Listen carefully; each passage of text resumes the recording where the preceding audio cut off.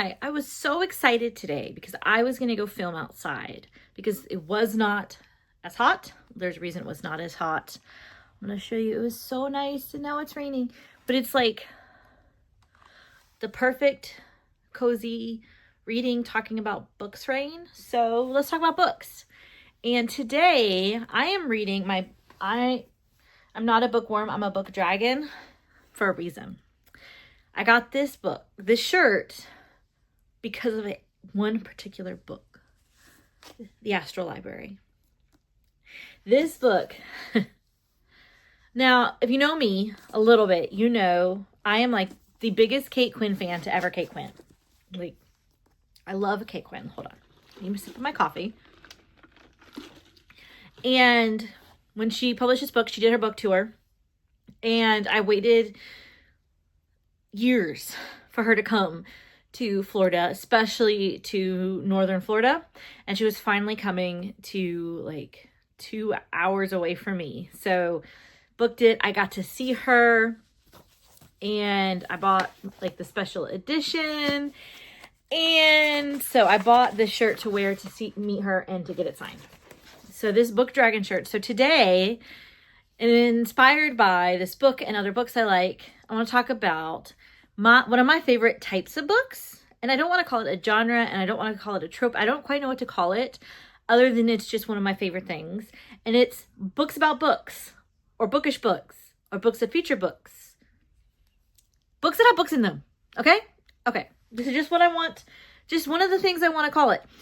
So today we're going to talk about books that feature books.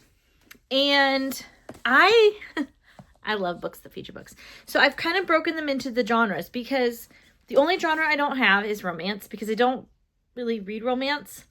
But I love books that feature books and anything about books. So I'm going to start with fantasy because the Astral Library. And so in the Astral Library, there is this girl and she loves to read. And the Boston Public Library, which I will go to Boston one day. I almost wore my Boston t-shirt.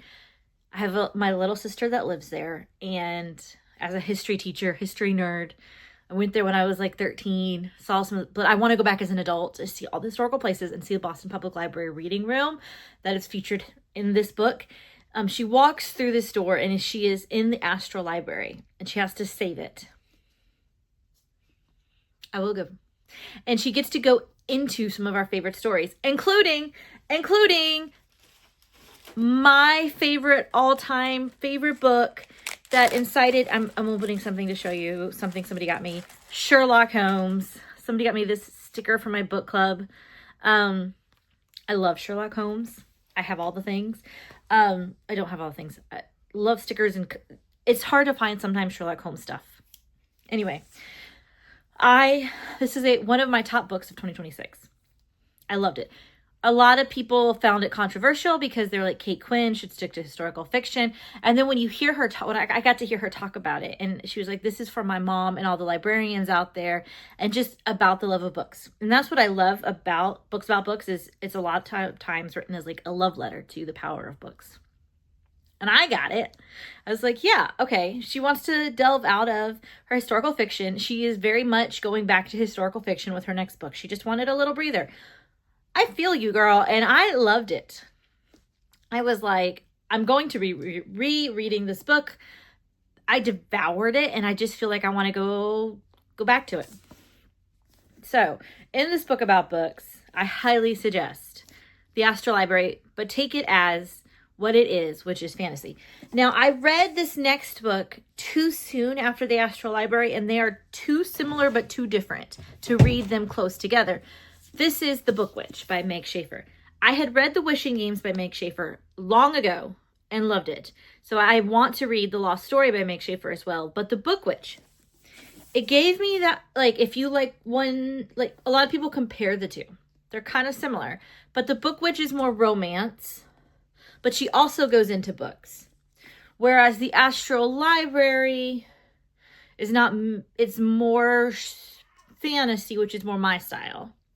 And the writing style is a little bit different. Both amazing fantasies about the love of power of books. Talking about the love and power of books. These next two books I think everyone who just deeply loves reading should read these next two books.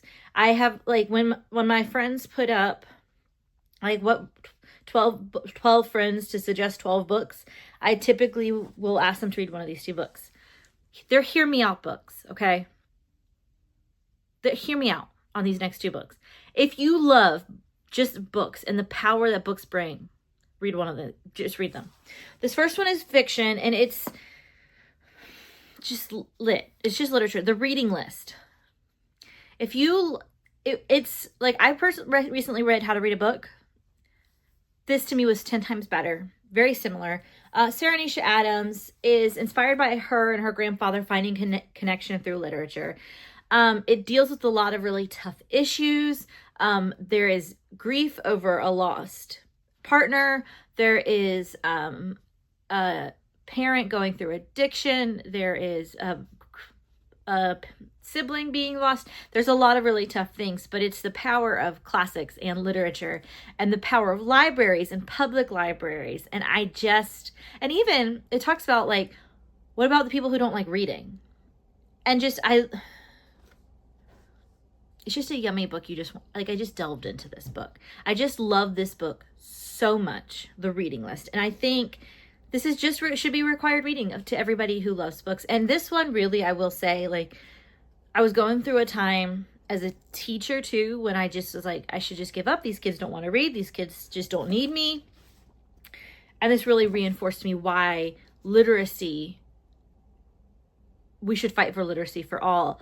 And a time when literacy is just plummeting for young people, and why literacy for young people is so important, and we should fight so hard for it. This next one is nonfiction. I know you're about to turn me off. Hear me out. This is one of the most powerful nonfiction books I have ever read, while also being one of the funniest and most interesting nonfiction books I have ever read. And also, like, just following her on Instagram, she's replied to me on Instagram. She is, like, down to earth and sweet, and she's got another book coming out, I think, next year that I will definitely be reading. She's got one for teachers I'd definitely be reading. Why We Read, on Bookworms, Libraries, and Just One More Page Before Lights Out. Read this. Read this now. Read it again. I plan to read it again. I would literally, this is going to sound, you're going to judge me, and I'm okay with that. I was so upset when I finished this book that I started to cry, and my husband looked at me and he was like, babe, what's going on? Are you okay? I said, I can't live in this book anymore. I've never done that. Like, I don't know if I've ever done that before. It might have also been, like, hormones and stuff, but I was like, I just love this book so much. And he's like, babe, it's just so the library will just get it again. I was like, you don't understand. It won't be the same. This book, it just said all the things that I didn't know how to say about how powerful books were, but also how it's just so funny and so interesting and so good. If you just love books, you have to read this book. Shannon Reed, I just don't even know. It's so funny and so good. So good. Next up is one of my typical, like, favorite genres, and I love historical fiction books about books. There are many. And so maybe I'll do one day just a video on historical fiction books about books. So I'm just going to talk to you about 3. And 2 are by the same author. So I just kind of wanted to, like, sampling, just wet your whistle a little bit so that one day maybe we can talk about it. The first one is Chanel Cleeton's The Lost Story of Eva Fuentes. I loved this book, and I love the books featured in this book.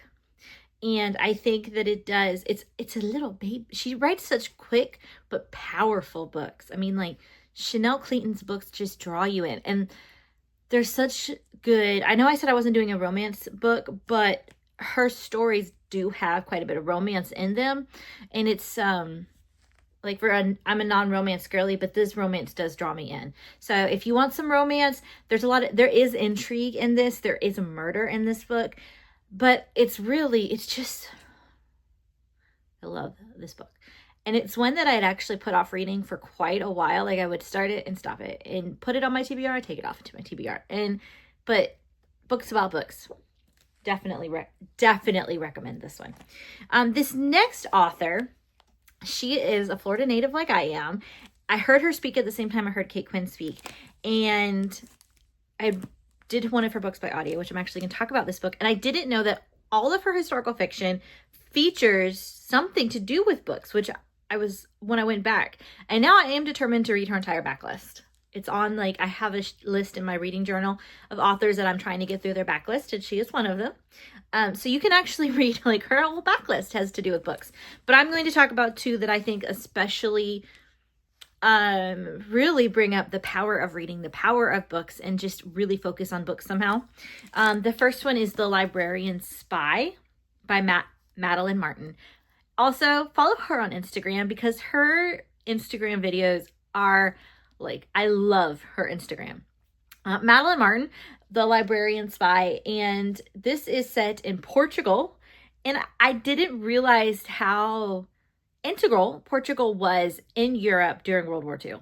I know people say, like, I still love a World War II historical fiction when it's done right and brings something new. Okay. There's a lot of World War II historical fiction that just rehashes the same thing over and over again. This does not. This is done right. And her writing style draws you in, brings the right amount of drama, a little bit of romance, and still makes you want to totally envelop yourself in the story. Grab a blanket because you will not get up off the couch with this book. And also, like, I deep dive into what Portugal looks like after reading this book. I wanted to know, like, when you read her books, be ready to do research into what these different places looks like, because she goes to the places she's writing about, and you just want to experience these places in your mind. The other one, which was my first book by her, and oh my goodness, the power of books in this story just will blow you away. The Secret Book Society by Madeline Martin. Now, as a domestic violence survivor myself, I will say that there were parts of this book that were triggering, but in a good way. Like, they were healing kind of triggering for me and made me want to go do things and support. It was so good for me, I guess I should say. Also, the cover of this book, can we just talk about how it's so beautiful? Like, look at all, it's beautiful. I did it as an audiobook. I'm not an audiobook person typically. I don't even quite know what made me pick this up as an audiobook. I want to go reread it again. As an audiobook, it's a great audiobook too. But it's about a book society that is formed at a time when women were being taught that novels would basically rot their brain and make them not want to be true women. And I think that is so powerful that there is being talked a lot about today, especially in America, about the power of books to affect people's minds. And if you look back through history, I wish I were wearing my book banning shirt for this one. Most of the time, the reason books are banned is because they have such power. And when a dictator or a fascist comes into power, one of the first things they do is ban books, because books are what gives people ideas and thoughts. And at this time, women were being banned from, reading too many novels was a diagnosis, and books were being taken out of women's hands, and that was one of the forms of domestic abuse. And this society is created of a few women who are experiencing mental, physical abuse at different people's hands, and reading being used as an effective tool. And as somebody who reading helped me give me an escape from what I was going through at the time, this book really touched my heart. And that's one of the reasons why I am so adamant again about literacy for children, for young people, for adults too, getting books into the hands of people that can't just readily go to the libraries, can't just readily, get to a bookstore. Bookstores, buying books is a privilege we don't talk about very often. And so that's why, like, I'm working on this Little Free Library campaign at a local park, our most used local park, because getting to a bookstore is a privilege that we don't understand sometimes. And that's one of the things that this brings out. Highly suggest this book. Now, I want to move into thrillers that feature books. I'm so I eat up thrillers that feature books. It's like nom, nom, nom, nom. I've heard too that like people don't write thrillers about books, bookish books. That's not a thing. It's a thing. We're going to talk about it. Okay, so the first one, this was a very controversial thriller. I personally loved it. A lot of people did not. A lot of people said they didn't like it because it was based on a true crime and you shouldn't write thrillers based on a true crimes. It was very controversial. Anywhere Ashley Winstead goes, I should say anywhere she writes, I will read. But this book will bury me. It is about a girl writing a book about a crime that she investigated. But it was so based on the Idaho 4 murders that people had a problem with it. I didn't mind that. I feel like a lot of thrillers are based off of true crimes in the way that I didn't mind it, honestly. And I didn't mind this. I really enjoyed this book personally. I felt like she changed enough that needed to be changed. And I didn't exactly, maybe I'm misunderstanding what the problem was, but I really enjoyed this book. And I felt like the way the book was written as if it was a confessional for a true crime book made it so much more interesting than just a basic thriller. Would I want every book thriller to be written this way? No, but this was such a refreshing take. I just really enjoyed it. This book will bury me. I will go back. I just really enjoyed the bookish part of it, being like a book within a book but it's like from an author's perspective, and it just really hit for me being a bookish book about books and how like the bookish true crime part made it unreliable narrator because you didn't know if you could understand her perspective.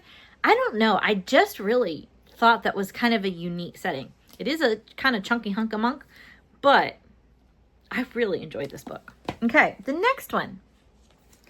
You may disagree that it's a bookish book thriller, but I feel like it is because it's about an author, ghostwriter, and she's writing for her father who's an author. And I feel like that makes it a bookish book because to me, bookish books also can be about writing the book and the authors. And I went back and forth, should I include this in the list? But it's such a good thriller that I had to. Anyway, it's my list. I make it. Make your own if you don't agree, that's fine. But the ghostwriter, I felt like, you hear the thunder. I don't know if you can hear the thunder, but it is like the perfect. Okay, so I showed you outside. It is the perfect. This is what a Florida thunderstorm in the afternoon is like in the summer. This is the perfect rainy talk about books day. I'm just saying. The ghostwriter, and she's writing her father's memoirs about his family's murder that everyone thinks he did as a ghostwriter. And she's talking about her father, who was also a writer's book. So I feel like it kind of like multiple levels of books. But again, you can disagree with me that it's a bookish book. Fine with that. This is one of the things I love about the reading world is we all can disagree, but we all can agree about how amazing books are. I have to keep bending down. This is a problem. Okay, my last thriller. There are so many good thrillers about books. This just happened to be what I had around, okay? So just, you don't come for me. This last one, The Ending Writes Itself. It's about authors who have to, they all are taken to this island by a famous author who has to release his final book. And then when they get there, they're told that he died without his final book written. And one of them will be picked to finish writing his final book. And they're all different types of authors. There's a romance. There's a brand new debut author. There's a mystery author, set of authors. And they all have to find a way to finish it, while some of them want to try to solve, was this other author killed? What happened?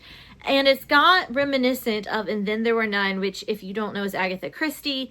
If you haven't read it, what are you doing with, go read it. It's, okay, I am not an Agatha Christie fan, which people are shocked by for some reason. They think, because I love historical fiction and women. Now, the story of her life, that I am a fan of. Her actual writing style, not a huge fan of. Except, I will read And Then There Were None for the rest of my life. Love that book. The Ending Right to Self, V.E. Schwab is one of the co-authors of this book. And I buddy read it with a friend. But the focus of like the writing industry, I thought was such a fascinating part of this book. I felt like it was such a fascinating part of talking about how books are made and written. I know I said it's the last one, but there's another one. Where did it go? Haha, I found it. I knew there's one more because it's also about the publishing industry. And so it's about books, but it's about how they're published. All this could be yours. Hank Phillippi Ryan. This was also kind of, I don't want to say controversial, but you either loved it or hated it. I loved it. I find anything to do with the publishing world fascinating. And it's about an author. She's going on her book tour and weird things keep happening to her. Like there's a stalker and then stuff's happening back home with her husband. Things are happening in her book that seem in real life. So I was so fascinated. And I know I said that I went to see Kate Quinn on her book tour, which is when I got this shirt. I said that way back at the beginning of this video. So rewind if you need to. I understand. I get that way in these longer videos. But I read this book pretty quickly before that. And there were several authors at this on their book tours where I went, Amelia Island Book Festival. And I was like, ooh, I wonder if it was anything like that Thriller. You know, because imagination, all that stuff. I was like, I wonder what it's like. I wonder. So any authors in here want to talk about their book tours? I would love to hear. I would love to interview you because I'm curious about if your book tour is actually like this. But I felt like it was a really neat step into something we don't as readers really get a peek into, which is the book tour world. I really enjoyed both of these books peek into the publishing world, the book tour world, which as readers, we don't get like that peek behind the curtains, but I don't know because they're thrillers, how much is it truly a peek behind the curtains? So that's kind of my bookish books. Now, there are so many more bookish books. The Everlastings by Alex Farrow, that's another one. There's so many books about books out there. One day I'll do a part 2 probably. I love them. I'm always looking for good books with books. So that being said, if you have a good books about books, authors, that kind of thing that I need to read, I'll even take romance suggestions. I tell my romance friends, I like romance books except for the romance part. Give me all the funny stuff. The adventure part, I'll read it. If you have a good book about books, bookish books, that kind of thing, that I need to read, I will take all the suggestions and I will just devour them. List them down below. Please, please, please tell me because I would love them. If there's what I'm missing here. And let me know what I'm missing and what I need to read. If you've read any of these books, I know some of these books, super controversial opinions that I liked them. Let me know what you thought of them. Let me know down below. And remember, always bring a book.